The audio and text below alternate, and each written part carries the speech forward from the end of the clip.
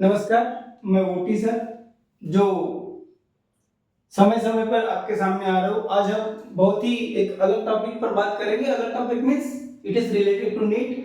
मगर जब भी हम जैसा हमने पहले दूसरे तीसरे हमने जो बार बार समय समय पर हम वीडियो बनाते जा रहे हैं, जैसे कि हमारा सीईटी सेल का रजिस्ट्रेशन स्टार्ट हो चुका है। रजिस्ट्रेशन करते समय में हमारा जो पेमेंट के बाद में जैसे हमने पेमेंट कर दिया, इसका भी हमने एक अलग से वीडियो बनाया हुआ है। हर वीडियो में हम ये बताते हैं कि हम नीट की कोई काउंसलिंग नहीं कराते, मगर हम भी एक पेरेंट्स हैं, तो हमने अपने बच्चे का एडमिशन कराते समय जो हमें नॉलेज आया या जो हमें जानकारी मिली है, और उसके साथ साथ हम जो डेली जो अपडेट्स आते हैं सीईटी सेल के वेबसाइट के ऊपर, उसको ध्यान में रखकर अगर आपका रजिस्ट्रेशन नहीं हुआ है, क्योंकि रजिस्ट्रेशन की प्रोसेस जस्ट स्टार्ट हुई है, सो रजिस्ट्रेशन करने के बाद में जैसे आप पेमेंट कर देते हैं, कितना पेमेंट करना है, कैसा पेमेंट करना है, ये सारी चीजें हमने अपने पिछले वीडियो में बताया हुआ है। सपोज अगर महाराष्ट्र के अगर डोमिसाइल है, महाराष्ट्र के रहवासी है, महाराष्ट्र के अगर स्टेट कोटा के लिए स्टेट काउंसलिंग में अगर आप पार्टिसिपेट कर रहे हैं, तो सपोज अगर आप महाराष्ट्र के गवर्नमेंट और अन्य जो प्राइवेट कॉलेज है उसके लिए अगर आप रजिस्ट्रेशन कर रहे हैं तो 1000 रुपीज लगेगा। मगर मैनेजमेंट कोटा के लिए अगर रजिस्ट्रेशन अगर कर रहे हैं तो उसके लिए 5000 रुपीज लगेगा। दोनों के अगर लिए कर रहे हैं तो 1000 प्लस 5000 इज इक्वल टू 6000 लगेगा। ये सारी चीजें हमने क्लियर कराया था। मगर ऑनलाइन रजिस्ट्रेशन करते समय ये 10 डॉक्यूमेंट्स अगर आपके पास नहीं रहे तो आपका जो रजिस्ट्रेशन है वो फाइनल नहीं होगा। ये 10 डॉक्यूमेंट कौन कौन से हैं, कैसे आया है, आपने हमारी सारी की सारी चीजें स्क्रीन पर है, आप शायद पढ़ भी रहे होंगे। आप ये बोल रहे होंगे कि सर इतना हमने कर लिया है, इसका स्क्रीनशॉट ले लिया, बस अभी आपका आगे का वीडियो देखने की जरूरत नहीं है। मगर ये हमने इसको सीक्वेंस को इस प्रकार से क्यों लिखा है, ये कैसे जरूरी है, क्या क्या चीजें लगती है, सारी चीजें आपको बताएंगे। बस वीडियो के अंत तक बने रहिए, आपके सारे डाउट्स क्लियर होंगे। ये जो 10 चीजें हैं ये समझ लीजिए, रजिस्ट्रेशन में अगर 10 चीजें अगर नहीं रहे तो आपका रजिस्ट्रेशन प्रोसेस कंप्लीट नहीं होगा। सो महाराष्ट्र का जो सीईटी सेल है 2024 का, यहाँ पर हमने मोस्ट रिक्वायर्ड डॉक्यूमेंट्स के करके हमने क्या किया है, इसका हेडिंग दिया है मोस्ट रिक्वायर्ड डॉक्यूमेंट्स। जो डॉक्यूमेंट्स लगना ही लगना है, कब, आपको ऑनलाइन रजिस्ट्रेशन करते समय। कुछ डॉक्यूमेंट्स नए से ऐड हुए, वो डॉक्यूमेंट जो नए से ऐड हुए वो किस प्रकार से बनाना है, हमारे पिछले साल के पर्सनल एक्सपीरियंस क्या है एज ए पेरेंट्स, जब हमने अपने पाल्य का एडमिशन कराया था, हमारे पर्सनल जो क्या बोलेंगे ओपिनियन है, या क्या बोलेंगे कि हमारे जो पर्सनल जो अनुभव एक्सपीरियंस है वो आपके सामने भी हम शेयर करते जाएंगे और बहुत ही शॉर्ट में ये सारी चीजें समझेंगे। तो सबसे पहले जो महाराष्ट्र सीईटी सेल का रजिस्ट्रेशन होगा, जैसे ही आपका पेमेंट हो जाता है, चाहे वो 1000 रुपीज का हो, चाहे वो 5000 रुपीज का हो, या तो फिर दोनों मिलाकर अगर आप रजिस्ट्रेशन करते, अगर मैनेजमेंट कोटा के लिए भी अगर करते हैं और अन्य कॉलेजेस की बिल के, तो 6000 का अगर रजिस्ट्रेशन कर दिया, उसके बाद में आपको इतने डॉक्यूमेंट्स लगेंगे। पहला जो डॉक्यूमेंट्स लगने वाला है वो डॉक्यूमेंट्स रहेगा आपका एडमिट कार्ड या हॉल टिकट। कौन सा, जो आपने नीट यूजी 2024 के लिए आपने क्या किया था, अपलोड किया था। यानी आपका जो नीट का जो एडमिट कार्ड है, कब का, नीट यूजी अंडर ग्रेजुएट जो नीट 2024 का, वो आपको एडमिट कार्ड या हॉल टिकट आपको लगने वाली है, वो आपको अपलोड करना है। अब जनरली ये देखा ही जाता है कि जो एडमिट कार्ड या हॉल टिकट है, कुछ बच्चे 2 पेज की निकालते हैं, कुछ बच्चे 3 पेज की निकालते हैं, क्योंकि पहले पेज के ऊपर आपका पूरा का पूरा इंफॉर्मेशन होता है, सेकंड पेज पर आपका एक बड़ा फोटो आता है जो पोस्ट कार्ड साइज फोटो होता है, वो वाला पेज आता है, और थर्ड जो पेज होता है जहां पर इंस्ट्रक्शंस लिखे होते हैं। तो यहाँ पर सवाल ये आता है कि एडमिट कार्ड या हॉल टिकट का अगर हमें क्या करना है, अपलोड करना है, कैसा करना है, कितना करना है, आपको ये सारी चीजें बताएगा। फाइल का जो साइज रहेगा वो कितना रहना चाहिए, 300 केबी के ऊपर नहीं रहना चाहिए। ये आपको हमने पहले के वीडियो में सारी डिटेल में बताया। अगर नए हो तो हमारे पुराने वीडियोस देख लीजिए, लेटेस्ट जो 1-2 दिन के पहले की जो वीडियोस हैं वो देख लीजिए, सारे आपके डाउट्स क्लियर हो जाएंगे। सो ये जो एडमिट कार्ड का जो फ्रंट पेज है वही काम का है, तो एडमिट कार्ड का जो फ्रंट पेज है वही आप क्या करेंगे, अपलोड करेंगे।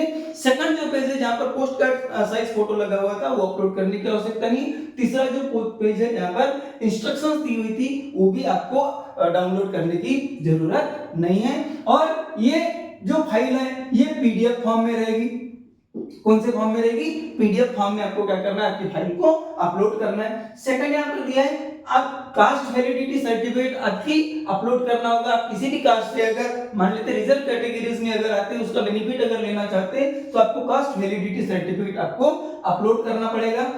अब ये जो कास्ट वैलिडिटी सर्टिफिकेट है, जो पुराने बच्चे, जो रिपीटर बच्चे, उनके समय में ये जो कास्ट सर्टिफिकेट आती थी वो मैनुअल मिलती थी, मगर अभी जो कास्ट सर्टिफिकेट मिलती है वो ऑनलाइन मिलती है। अभी मैनुअल उसकी जो हार्ड कॉपी है वो आपको किसी भी ऑफिस से, वैलिडिटी ऑफिस से नहीं मिलती है। तो इस कास्ट वैलिडिटी सर्टिफिकेट को अपलोड करते समय ध्यान में ये रखिएगा कि जहां पर कास्ट वैलिडिटी में लास्ट जो सिग्नेचर वाला कॉलम है, वो सिग्नेचर वाले कॉलम में आपका ऐसा राइट मार्क या टिक मार्क आना मस्ट है।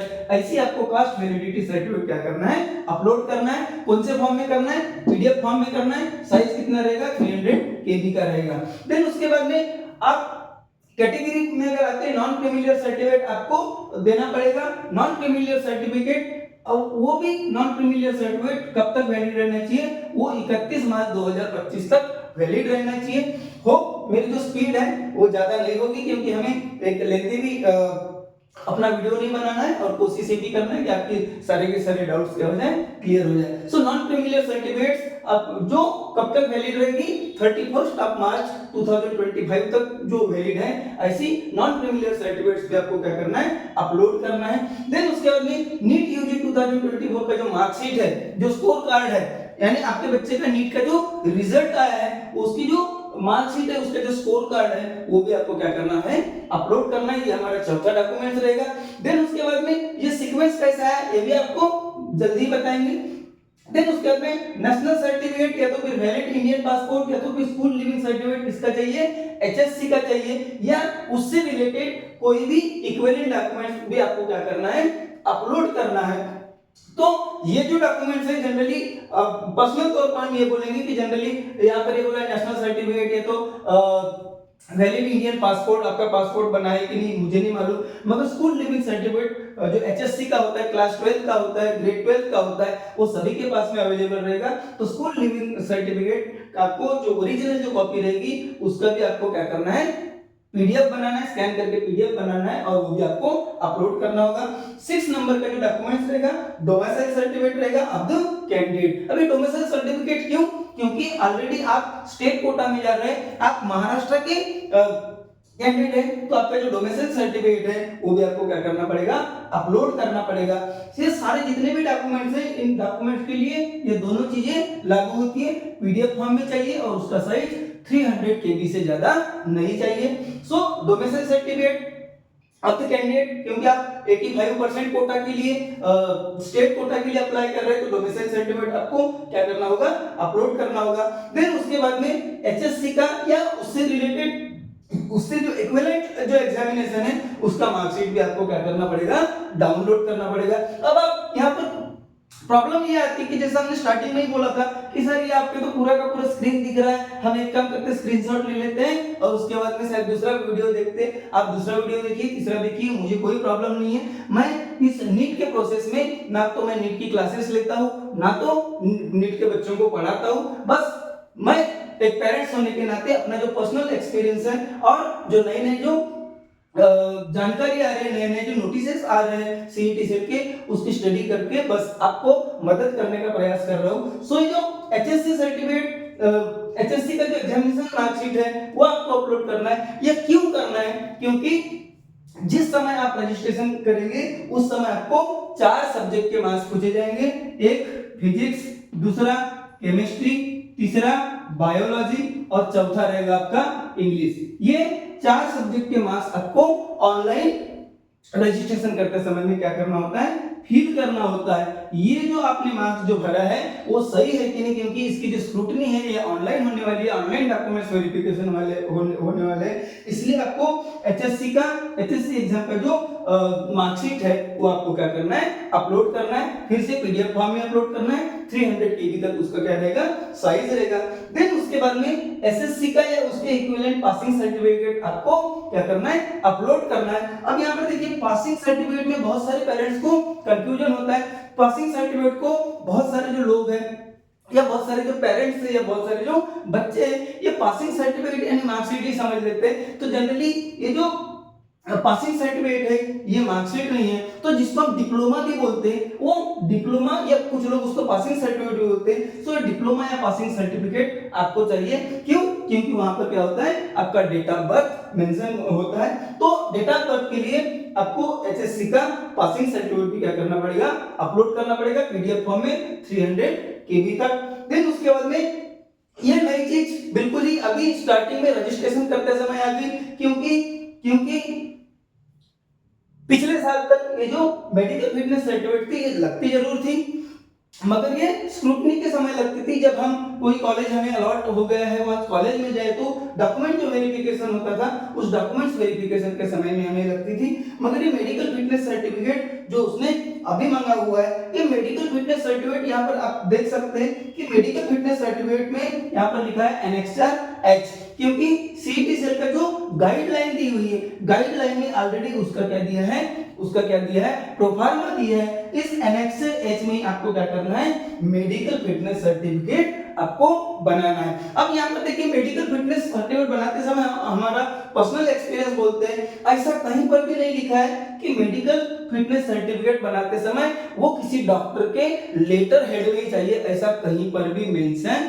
नहीं है। गाइडलाइन में बिल्कुल ही ऐसा नहीं दिया है। बस गाइडलाइन में ये दिया हुआ है कि वो जो मेडिकल फिटनेस सर्टिफिकेट है वो एनेक्सर एच में जो फॉर्मेट दिया हुआ है उस फॉर्मेट में जाइए। मगर हमारा पर्सनल एक्सपीरियंस है, हमने ब्लैंक पेपर के ऊपर एनेक्सर एच प्रिंट कर लिया था। डॉक्टर साहब के तरफ में गए थे, जो एमबीबीएस एमडीएमएस है उनके तरफ गए थे, उन्होंने बस जस्ट अपना स्टैंप लगा दिए थे और सिग्नेचर कर दिए थे और मेरे बच्चे का डिटेल लिख दिए थे। जब मैं कॉलेज में गया, मैं किसी कॉलेज को ब्लेम नहीं करता हूं, तो उस कॉलेज वाले मुझे रिटर्न कर रहे थे कि नहीं ये नहीं चलेगा। क्यों नहीं चलेगा? तो यहाँ पर डॉक्टर का जो लेटर हेड है, डॉक्टर के जो हॉस्पिटल का जो नाम है, वो हॉस्पिटल का नाम नहीं करके मुझे जब रिटर्न कर रहे थे, जाहिर सी बात है कि जब हम दूसरों को बता सकते हैं तो खुद भी उतना करते हैं। मैंने उनको तुरंत वो जो गाइडलाइन थी, गाइडलाइन दिखाया और बोला कि देखिए सर, यहाँ पर सिर्फ एनेक्सर एच में बोला है, ये बिल्कुल ही नहीं बोला है कि किसी डॉक्टर के लेटर हेड पर ही होना है। तब तो जाकर उन्होंने वो कंसीडर किया था।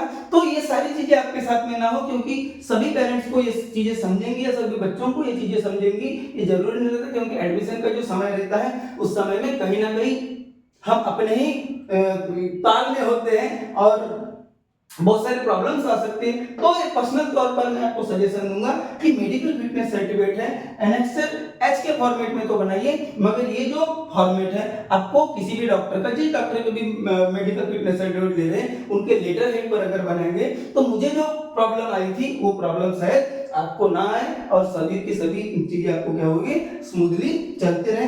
देन उसके बाद में जो लास्ट डॉक्यूमेंट दिया है कास्ट सर्टिफिकेट, कास्ट सर्टिफिकेट भी आपको क्या करना है, कास्ट सर्टिफिकेट भी आपको अपलोड करना है। अब आप ये भी बोल सकते हैं कि सर आपने जो सेकंड पॉइंट बोला था कास्ट वैलिडिटी सर्टिफिकेट, बस उसी के पास में कास्ट सर्टिफिकेट क्यों नहीं है? देखिए ये जितने भी डॉक्यूमेंट्स हैं, ये डॉक्यूमेंट्स एज पर सीक्वेंस जो हमने, हमारा अभी रजिस्ट्रेशन का प्रोसेस चल रहा है, रजिस्ट्रेशन के प्रोसेस में जिस सीक्वेंस से हमारे पास में डॉक्यूमेंट्स आए हैं उसी सीक्वेंस से आपके पास हमने पहुंचाने का प्रयास किया है। और भी आगे जैसे चॉइस फिलिंग होगी, पहला राउंड होगा, दूसरा राउंड होगा, कौन कौन से कॉलेजेस आपने सिलेक्ट करना है, आपके किस प्रकार से मार्क्स है और कौन सी कॉलेजेस आपको लेना है। यहाँ पर जनरली हवा ये उड़ी है कि यार महाराष्ट्र में इस बार 600 के ऊपर वालों का ही नंबर लगेगा, चाहे उसको सेमी गवर्नमेंट बोलते, महाराष्ट्र में प्राइवेट कॉलेजेस नहीं बोलते, सेमी गवर्नमेंट में भी 600 के ऊपर ही लगेगा। मेरा पर्सनल एक्सपीरियंस ये बोलता है कि अगर आपके अगर 560 से लेकर 565 का अगर मार्क है तो भी आपका गवर्नमेंट के लिए तो नहीं मगर सेमी गवर्नमेंट के लिए पूरे के पूरे चांसेस हैं। बस आप ऐसे अपडेट्स के लिए हमारे साथ जुड़े रहिए। अगर हमारे YouTube चैनल के ऊपर अगर आप नए हो तो आप हमें सब्सक्राइब कर दीजिए, हमारे जो चैनल का जो बेल आइकन है उसको प्रेस कर दीजिए, ताकि इसी प्रकार से जो नए नए जो वीडियोस है आप तक हम पहुंचाते रहे। अपना ध्यान रखिए, एक दिन भले लेट करिए मगर सारी की सारी चीजें सोच समझ कर करिए। जितने भी ये पीडीएफ आप अपलोड करेंगे ये पीडीएफ आपको ओरिजिनल डॉक्यूमेंट से ही लेना है, इस बात का विशेष ध्यान रखिए। सीईटी सेल भी ये बोलती है कि काउंसलिंग की जो प्रोसेस है आप किसी नेट कैफे से ना कराएं या किसी थर्ड पार्टी से ना कराएं, अच्छा होगा कि आपके पास अगर लैपटॉप है या कंप्यूटर है तो आप खुद से करिए। फिर भी अगर कुछ भी अगर आपको प्रॉब्लम्स आता है या कुछ पॉइंट्स में अगर कुछ डाउट्स है तो आप हमें हमारे कमेंट्स बॉक्स में कमेंट्स करके पूछ सकते हैं। हम पूरा कोशिश करेंगे एक पेरेंट्स होने के नाते आप सभी बच्चों का और सभी पेरेंट्स का जितनी भी क्वेरीज है, माइनर टू माइनर जो क्वेरीज है वो आपकी पूरी करें। अपना ध्यान रखिएगा, अपना ख्याल रखिएगा। तब तक हम आपके साथ में विदा लेते हैं।